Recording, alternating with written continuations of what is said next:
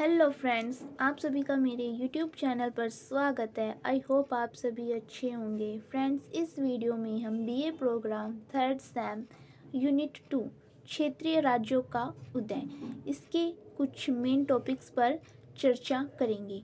तो चलिए बिना देर करते हुए वीडियो को स्टार्ट करते हैं। आज का हमारा पहला टॉपिक है विजयनगर साम्राज्य। हम पढ़ेंगे कि विजयनगर साम्राज्य की जो स्थापना थी वो किसके द्वारा की गई और कब की गई। तो चलिए स्टार्ट करते हैं। ये कंटेंट आपकी सोल की बुक से ही लिया गया है।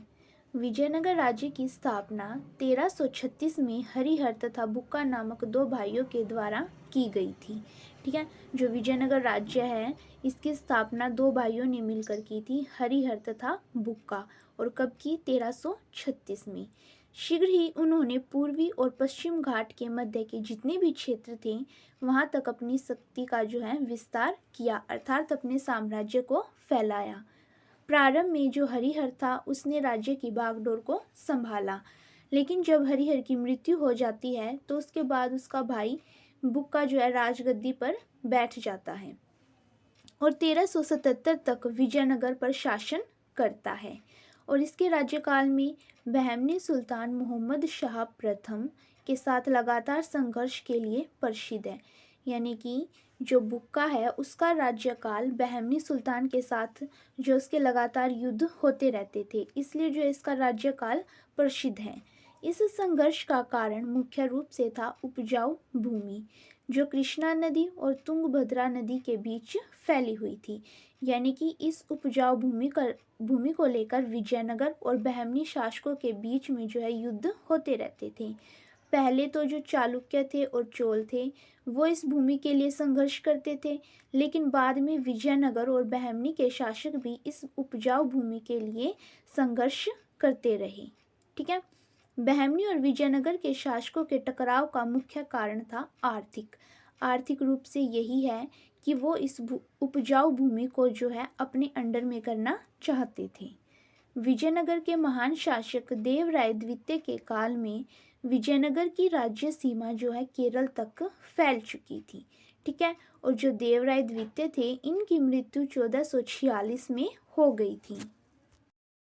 अब हम आगे कृष्ण देव राय के बारे में पढ़ेंगे। ठीक है, विजयनगर राज्य के जो सबसे प्रसिद्ध शासक थे, राजा थे, वो थे कृष्ण देव राय, जिनका शासनकाल 1509 से 29 तक था। ठीक है, उन्होंने विस्तारवादी नीति को अपनाया था और जो उनकी सैन्य विजय थी वो बड़ी ही शानदार थी, अर्थात उनकी सैन्य शक्ति जो है बहुत ही अच्छी थी, शानदार थी। उसने 1509 में बीजापुर के सुल्तान यूसुफ आदिल शाह को पराजय दी।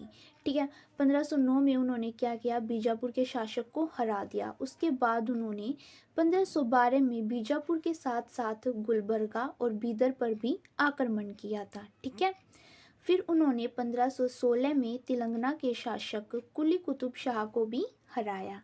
ठीक है, फिर उसके 2 साल बाद उन्होंने 1518 में उड़ीसा के गजपति को भी पराजय दी और उनकी पुत्री से उन्होंने विवाह कर लिया था। ठीक है, कृष्ण देव राय ने। फिर लास्ट उन्होंने 1520 में बीजापुर के नए शासक इस्माइल आदिल शाह को हराकर रायपुर को जो है प्राप्त कर लिया था। ठीक है, यहाँ पे उनके जो है उन्होंने कितने आक्रमण किए थे या कितने युद्ध किए थे उनके बारे में बताया गया है। ठीक है, कृष्ण देव राय केवल एक विस्तारवादी शासक नहीं थे, यानी कि उनकी नीति ये नहीं थी कि हमें अपने क्षेत्र का जो है विस्तार करना है। ठीक है, उनमें जो है कई गुण भी विद्यमान थे। इसके साथ साथ कृष्ण देव राय स्वयं प्रकांड विद्वान और विद्या का उदार आश्रयदाता थे, अर्थात जो कृष्ण देव राय थे वो बड़े ही विद्वान और उनमें जो है विद्या का ज्ञान कूट कूट कर भरा हुआ था। पराजित शत्रु के प्रति कृष्ण देव राय ने दयालुता दिखाई। उनमें धार्मिक सहनशीलता भी थी। एक महान सैनिक होने पर भी कला और साहित्य के लिए उनका प्रेम अद्वितीय था, अर्थात सैनिक होने के साथ साथ वो कला और साहित्य के प्रति भी प्रेम रखते थे। कृष्ण देव राय ने अपने राज्य को संगठित करने के लिए बहुत सारे महत्वपूर्ण कार्य किए थे। विजयनगर साम्राज्य उसके राज्यकाल में अपने गौरव के शिखर पर पहुंच गया। किसके? कृष्णदेव राय के शासन के दौरान। उसकी मृत्यु से साम्राज्य को निश्चित एक धक्का लगा होगा, ठीक है, क्योंकि जो कृष्णदेव राय थे वो अपने टाइम के सबसे अच्छे प्रसिद्ध राजाओं में से एक थे। चलिए अब आगे बढ़ते हैं। आगे है कि विजयनगर और बहमनी संघर्ष, यानी कि जो विजयनगर राज्य था और बहमनी राज्य है, इनके बीच संघर्ष का कारण क्या था, ठीक है। इसके बारे में जो हमने अभी ऊपर पढ़ा था कि उपजाऊ भूमि को लेकर जो है इन दोनों के बीच में संघर्ष होते रहते थे। तो चलिए इसमें देखते हैं। विजयनगर और बहमनी राज्य के पारस्परिक राजनीतिक तनाव के परिणाम स्वरूप युद्ध हुए, जिनका मुख्य उद्देश्य राजनीतिक था, ठीक है। इन दोनों में जो है लगातार युद्ध होते रहते थे, जिसका मुख्य उद्देश्य था राजनीतिक, ठीक है, राजनीति से संबंधित। दोनों ही राज्य रायचूर के उर्वर दोआब पर कब्जा करना चाहते थे, ठीक है।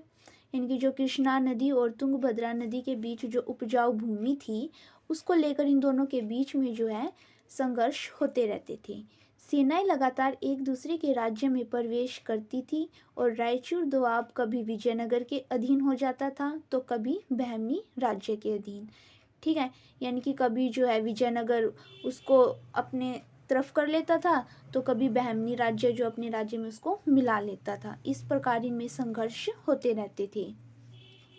जब बहमनी राज्य 5 छोटे राज्यों में बट गया, जो बहमनी राज्य था ना वो जो है अलग अलग 5 राज्यों में बट गया था, तो विजयनगर की राजनीति का ध्येय यह बन गया कि उनके उत्तराधिकारी के लिए किए गए युद्धों में तथा उनके घरेलू झगड़ों में हस्तक्षेप करके मौके का लाभ उठाया जाए। अर्थात कहने का तात्पर्य है कि जब बहमनी राज्य छोटे छोटे 5 राज्यों में बट गया था, तब विजयनगर ने सोचा क्यों न हम इनके घरेलू झगड़ों का फायदा उठाकर जो रायचूर दोआब है उसको अपने कब्जे में कर लें, ठीक है। स्टार्टिंग में तो क्या हुआ कि जो विजयनगर था इससे इसको लाभ पहुंचा, किंतु अंत में इसके परिणाम अत्यंत घातक सिद्ध हुए। बरार को छोड़कर बाकी 4 राज्यों ने मिलकर विजयनगर के विरुद्ध एक संघ बनाया। जो 5 राज्य थे उसमें से 4 राज्य तो इकट्ठे हो गए, लेकिन जो बरार राज्य था वो इसमें शामिल नहीं हुआ और बाकी के जो 4 राज्य थे उन्होंने विजयनगर के विरुद्ध एक संघ बना लिया और इसके परिणाम स्वरूप 1565 में तालीकोट का युद्ध हुआ था, ठीक है। इसके जो है भीषण परिणाम हमें देखने को मिलते हैं। अब हम आगे तालीकोट के युद्ध के बारे में ही पढ़ेंगे, ठीक है। तालीकोट का युद्ध जो 1565 में हुआ था, ठीक है। जो 4 राज्य थे बहमनी नगर से अलग हो गए थे, उन 4 राज्यों ने क्या किया, विजयनगर के विरुद्ध एक ऐसा गठजोड़ बना लिया, ठीक है, जिसके कारण तालीकोट का युद्ध हुआ था। तो चलिए पढ़ते हैं।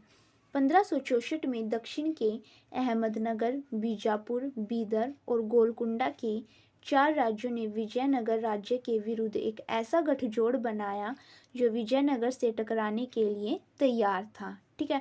और दूसरी ही तरफ राजा सदाशिव राय के मंत्री राम राय ने 80,000 घुड़सवार, 9 लाख पैदल और 2,000 हाथियों और तोपखानों से सुसज्जित एक विशाल सेना खड़ी की थी, ठीक है।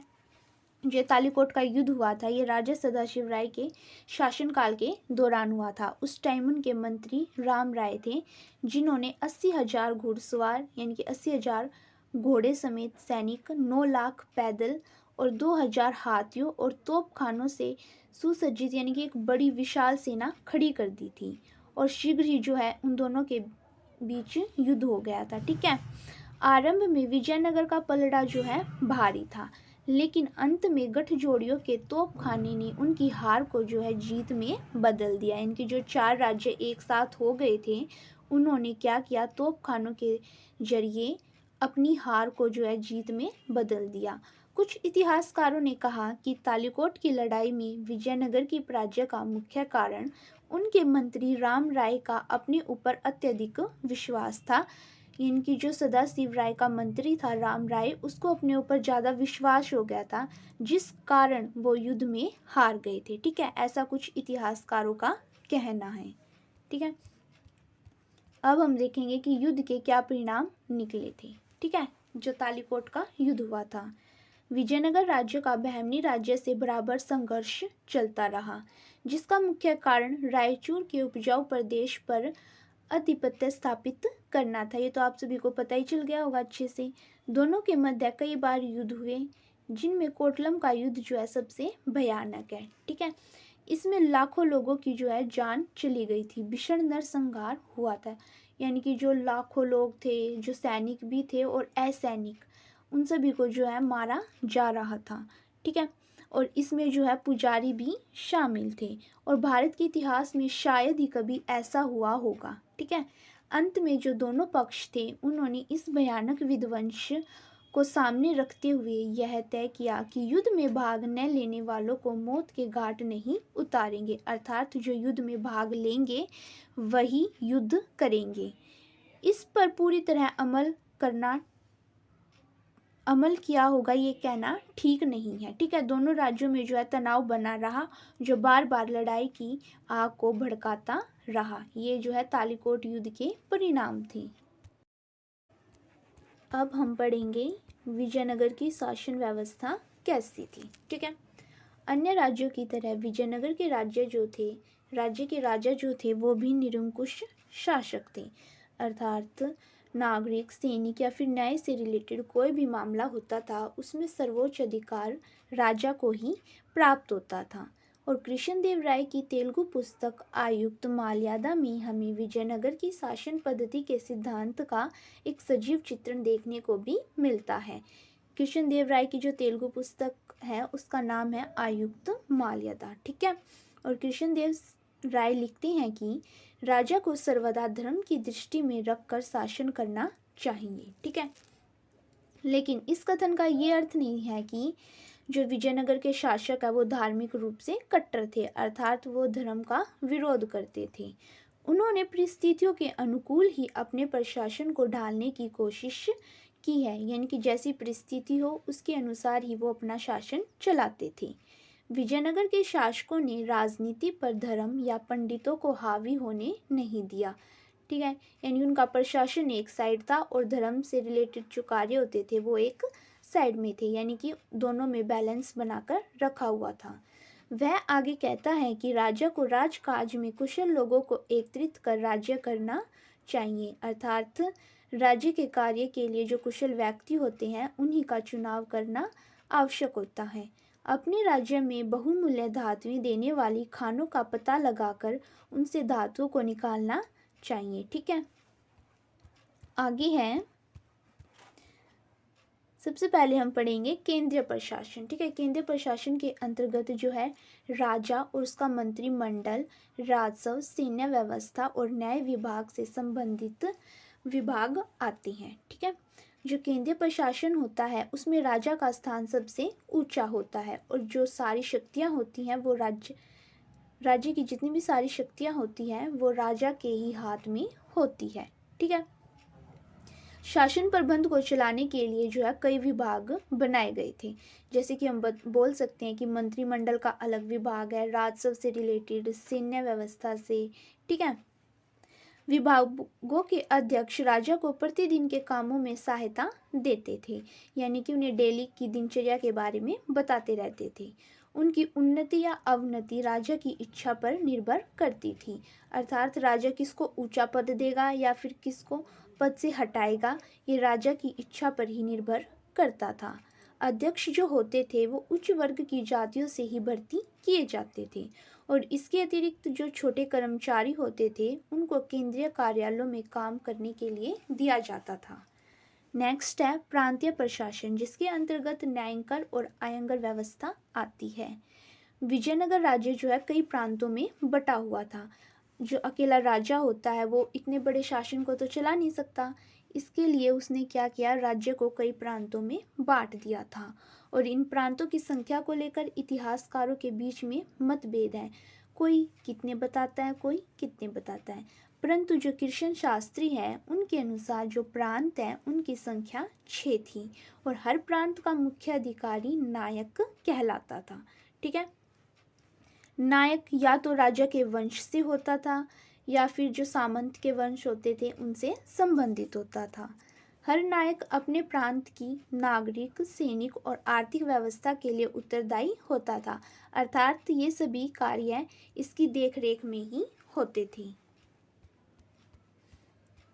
आगे है अर्थव्यवस्था, ठीक है, यानी कि उनकी अर्थव्यवस्था कैसे चलती थी। ये तो सभी को पता ही होगा कि भूमि कर जो है राज्य की आय का मुख्य साधन होता है, चाहे वो किसी भी राज्य की शासन व्यवस्था के अंतर्गत आता हो, ठीक है। ये बतलाना कठिन है कि राज्य जो है किस अनुपात से भूमि कर लेता था, परंतु कर पराये 1/6 भाग हिंदू शास्त्रों द्वारा मान्य से अधिक लिया जाता था।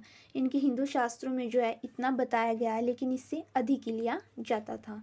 डॉक्टर सरन की राय में भूमि कर 1/4 के लगभग रहा होगा। ऐसे उदाहरण भी देखने को मिलते हैं कि जो बताते हैं कि किसान को उसकी पैदावार के आधे भाग से वंचित होना पड़ता था, यानी कि अगर किसान 10 रुपये की उपज प्राप्त करता है खेती करके, तो उसे क्या करना पड़ता था, 5 रुपये जो है राज्य को देने पड़ते थे और 5 रुपये जो उसके पास ही रह जाते थे। यह एग्जाम्पल है, ठीक है। इससे आप समझ सकते हैं कि जो उसकी पैदावार होती थी उसे आधे भाग से वंचित रहना पड़ता था।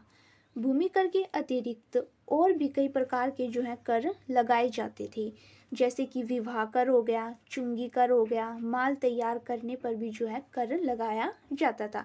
इस प्रकार के जो कर हैं वो लिए जाते थे। नेक्स्ट है न्याय विभाग, ठीक है। मुकदमों का फैसला करने के लिए जो है अदालतें बनाई गई थी, जिनमें प्रचलित स्थानीय कानूनों के द्वारा फैसला किया जाता था। अपराधियों को जो है उस दौरान कठोर दंड दिए जाते थे। अगर कोई राजद्रोही होता था या फिर मिलावट करता था या चोरी करता था, उन सभी को क्या है, मृत्यु दंड दिया जाता था। ये जो है विजयनगर की शासन व्यवस्था है, ठीक है। आगे है कृषि। विजयनगर जो एक धनी और समृद्ध राज्य था, जहाँ खेती जो अपने उन्नति पर थी, यानी कि चरम पर थी।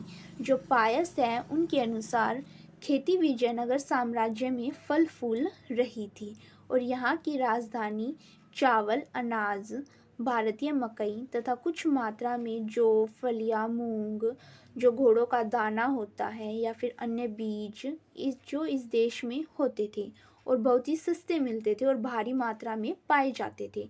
तो इससे आप अंदाज़ा लगा सकते हो कि विजयनगर जो है एक धनी और समृद्ध राज्य था, ठीक है।